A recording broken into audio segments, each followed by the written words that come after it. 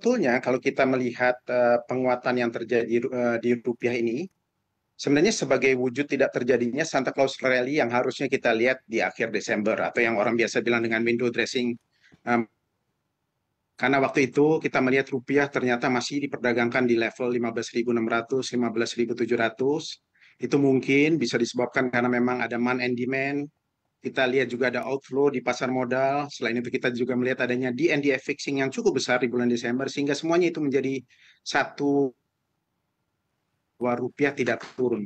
Sementara kalau kita melihat dollar index, semenjak justru Fed sedang bullish-bullishnya menaikkan suku bunga 4 kali berturut-turut 75 basis, kita lihat justru dolar indeks mengalami penguatan ataupun menurun dari level yang waktu itu masih kurang lebih di 114 secara dolar indeks, kita lihat akhirnya turun terus sampai all the way ke sekarang kurang lebih di level 102. Itu menunjukkan bahwa sebenarnya market sudah price in, sekalipun memang ada kenaikan di suku bunga, ada juga kenaikan di bank sentral, tetapi kita melihat juga dengan statement-statement yang keluar dari para bank sentral yang ada di dunia, yang akhirnya memang kita lihat di akhir Desember, yang tadinya hawkish, akhirnya kita kembali lihat ternyata bahwa memang Bank Sentral Amerika Serikat sebagai contoh hanya menaikkan 50 basis dari yang tadinya 75 basis berturut-turut 4 kali, itu menunjukkan bahwa sebetulnya semua bank sentral sudah melihat bahwa target yang harusnya dicapai sudah paling tidak inline, terutama dalam hal ini kalau kita lihat inflasi.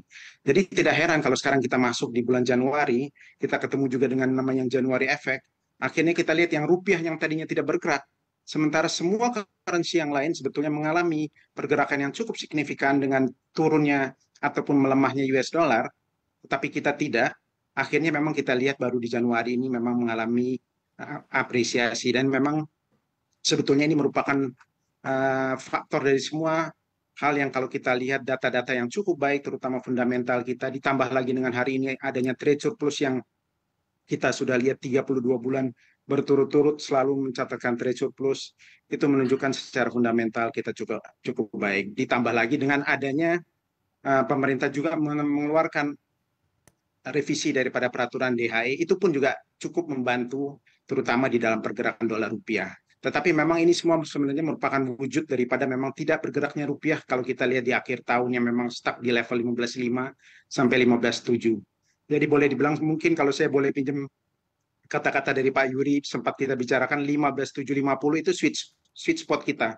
Dan kita lihat angka itu memang ada di Desember sampai dengan akhirnya mengalami penguatan yang cukup signifikan terutama memasuki bulan Januari ini. Begitu mungkin Mbak Sasa. Oke, menarik terkait dengan DHE. Saya akan menanyakan pendapat ke Pak Yuri. Kalau pandangan Anda dengan pemerintah yang merevisi aturan ini bahkan memperluas sektor eksportir yang wajib menempatkan DHE-nya dalam negeri, seberapa besar sih Pak kebijakan ini mampu mendongkrak penguatan nilai tukar rupiah? Oke, terima kasih Mbak Sasa. Kalau saya rasa dengan adanya peraturan pemerintah mengenai DHE ini suatu hal yang sangat baik ya. Karena ini akan terus terang akan menambah cadangan devisa yang masuk di Indonesia ini. Apalagi dengan adanya tambahan instrumen di mana bisa membeli bisa masuk ke dalam TD falas BI, itu saya rasa menjadikan kalau eksportir memasukkan kembali US dollarnya ke Indonesia, itu akan mendapatkan rate yang lebih kompetitif. Namun saya rasa penguatan rupiah yang terjadi belakangan ini itu lebih dikarenakan karena di-trigger market sudah price in ya, bahwa inflasi di US dan di belahan dunia yang lain itu sudah mencapai batas atasnya, sudah peak. Jadi topnya orang sudah melihat bahwa dengan penurunan kemarin di 6,5, itu saya rasa menjadi trigger untuk pelemahan US dollar.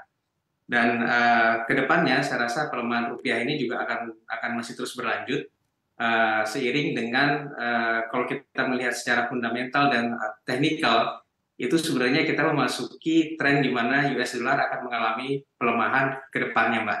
Jadi memang ini trennya sudah berbalik di mana US dollar mengalami pelemahan.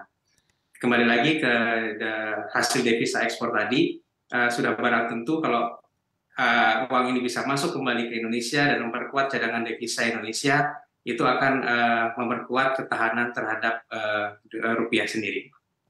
Oke, dengan market yang sudah price in, inflasi yang bisa dikatakan Amerika Serikat yang sudah peak begitu, ditambah lagi dengan indeks dolar ini sudah menunjukkan pelemahan. Pandangan Anda Pak Birger, apakah nanti rupiah ini masih cukup mampu untuk mempertahankan penguatan di bawah 15.000? Baik, Mas Sasa. Sebetulnya kalau kita melihat secara teknikal sekalipun ya, harusnya penguatan itu masih ada. Terutama kalau kita melihat memang banyak faktor yang memang bisa mendukung, terutama di minggu ini sebagai contoh.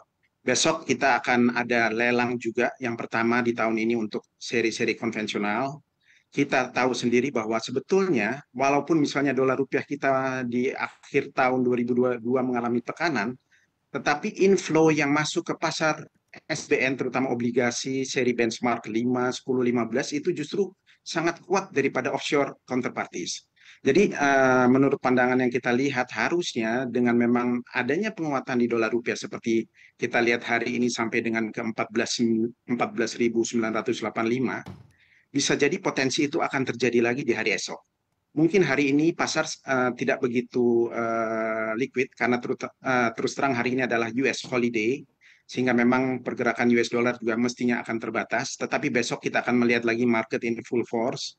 Jadi harusnya dengan adanya lelang pertama terutama konvensional di awal tahun ini dan juga melihat minat asing yang sangat ataupun cukup kuat terutama dari akhir Oktober sampai dengan sekarang, saya rasa potensi penguatan rupiah itu ada dan mestinya penguatan rupiah di bawah level 15.000 cukup terbuka. Jadi harusnya memang kalau kita sudah tes level tersebut hari ini di 14.985, bisa jadi kita memang akan testing ke level tersebut lagi di perdagangan beberapa hari ke depan ini. Begitu, Mbak Sasa. Oke, kalau pandangan Anda Pak Yuri, dengan minat asing yang cukup tinggi tercermin tadi dari inflow di pasar SBN yang cukup masif, sebetulnya kalau secara teknikal ini pandangan Anda potensi penguatan rupiah ini bisa sejauh mana sih Pak? Ya, oke, terima kasih Mbak. Kalau saya lihat rupiah masih punya potensi ya, saya setuju dengan Pak Birger. Dia masih bisa menguat ke level sekitar, saya pikir di sekitar 14.800 itu adalah support yang kuat. Saya rasa bisa menuju ke arah sana. Cuman yang perlu kita waspadai adalah belakangan ini penguatan rupiah ini juga kalau saya bilang terjadinya terlalu cepat. Ya, jadi mungkin untuk menuju ke sana kita masih akan melihat sedikit rebound ya, mungkin ke arah sekitar 15.200 ya, sebelum dia kembali mengarah ke 14.800. Hal ini juga sebenarnya dipicu dengan masuknya fresh capital inflow yang cukup besar. Jadi kenapa rupiah ini menguat? Capital inflow yang cukup besar ini terjadi di awal tahun, Mbak. Di mana awal tahun mungkin aktivitas ekonomi dalam negeri sendiri seperti demand US dollar juga belum seperti biasanya. Jadi market likuiditasnya juga masih sangat tipis sehingga inflow yang masuk begitu besar dari offshore itu mampu membuat rupiah menguatnya dengan cepat.